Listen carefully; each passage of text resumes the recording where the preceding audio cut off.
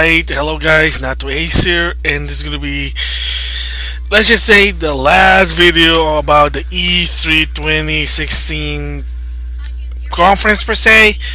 Okay, so I'll be talking about Nintendo, and of course, fortunately, not only they didn't do a digital event, of course they didn't do a conference, and I'll be talking about the first 2 hours of Nintendo's presentation, which is basically The Legend of Zelda Breath of the Wild, which is the finally full title of the Legend of Zelda game, and of course Pokemon Sun and Moon.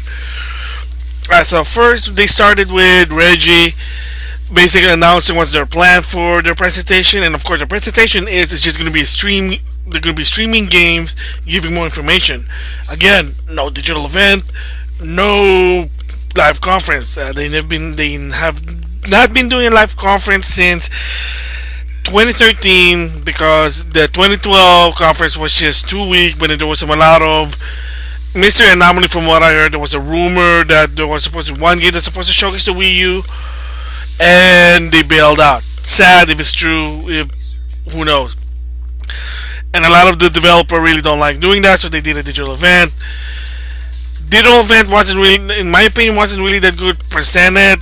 The 2013 wasn't really that interesting because there was no new IP. 2014, at least, they started with a new IP with the Splatoon, and then 2015, Muppets. So 2015 was just about Muppets. I'm sorry to say that. Every time I think about it, it's just Muppets, you know. So anyway, 2016 was basically how it started. Was Reggie basically announced there's going to be a trailer for The Legend of Zelda. But before that, just like what Shaw Layden did, props again to Reggie, basically addressing the tragic event that happened on Sunday. I don't have to basically talk about it again. If you want to know what it is, I gave sort of my, not really my thought, but I basically explained what was it on the Sony one. Everybody should know about it. So again, sorry for that one. So they showed a trailer for The Legend of Zelda, Breath of the Wild. And when I saw the trailer, I'm like, wow, this is way different than any other Zelda game. It's sort of homage to the original Zelda game because the environment, maybe, again, there's not a lot of information, but enough information to what the game is. It looks so barren. It's like a wild, because the original Legend of Zelda for the NES, there was no city. It was just caves, forests, and mountain.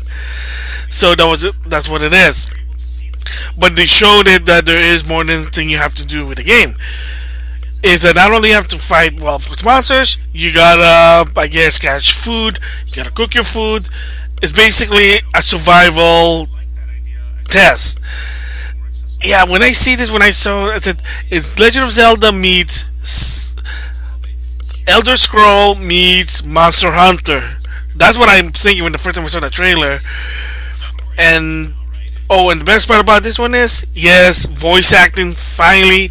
Thank you, Nintendo, putting voices in a Zelda game. Awesome. I just still wish Link should talk, in my opinion. Come on, it's like 2016 and the game's gonna be 2017. Come on, 2017, give Link a voice. But I'm surprised for one thing. I don't know if this is true or not. They didn't really show it, but again, there was a rumor about that you can either choose a male or female Link. Maybe they're still there. Again, they're not giving a lot of information yet because, again, the game's not going to come out until March. But they did use a male Link. Alright, so how about the presentation itself for the stream? Well, sadly, Reggie basically was announced. Before we talk about The Legend of Zelda, we're going to talk about Pokemon Sun and Moon. Okay, I'm a Pokemon fan. Sadly, they did give some new information about the game, but they also just showed some more information people already know. So if you're a long-time Pokemon fan, then yeah, and if you watch it, you're like, okay, I already know this, I already know that, what's new? But the way I noticed they set up the game now, the design is, they made it a lot of easy, they made the game a bit easier to access. Finding out the Pokemon move is now easier than going to a different screen. It's like when you look at the move, you just click on a button, or you touch the I button, information button. They tell you what the move is. That makes it easy. And second is it also tell you like if the game now actually progress, either the move is effective, ineffective, or you know, it's been like in the past, but now you know, but now it can tell you like a note. That actually makes it that makes it easy for a newcomer to come in. And what else? Yeah, that's one of the two things. But they did some a little, just a bit of improvement. Like another one is when you see a Pokemon trainer, the screen there's like a you see like a black shade in the top and the bottom screen, like an intense, basically saying, "Oh yeah, there's a Pokemon trainer who wants to challenge me." Again, now you can tell is that because the problem in the past was you can't tell is that going to challenge me or not. Now you can tell. So the thing interesting is, I'm a Pokemon fan, so I've been playing Pokemon since the original Red and Blue from the Game Boy. So I already knew sort of the backstory and the mechanics of it. But they also want this. It was also designed for newcomer to come in to make it easy. I can understand that because again, that's why this is the seventh game. So if you're a newcomer that's barely starting, you want to start Pokemon. Yeah, I guess they also want to design it for the newcomer. They added a new thing called Battle Royale, which is you can fight anyone in that four player. But kind of interesting. So, am I gonna try it? Hey, why not? But yeah, that's what Pokemon Sun and Moon. Not only it's only catered to the veteran who've been playing for a long time, it also catered to the newcomer to easily understand how the Pokemon game works. And best of all is easy access on the screen, such as, oh, if the move is effective, oh, I know that. Also, attribute screen, now they have that. They never had that in the past before. Now there is. And also easy access to information about the move. Awesome. So from there, then they finally showed The Legend of Zelda. They showed the intro part of the again, like I said, awesome voice acting finally. Wish Link would talk. I don't think Link's gonna be talking, but at least there's voice acting in the game. That's top notch for me. Second, the way they design the game.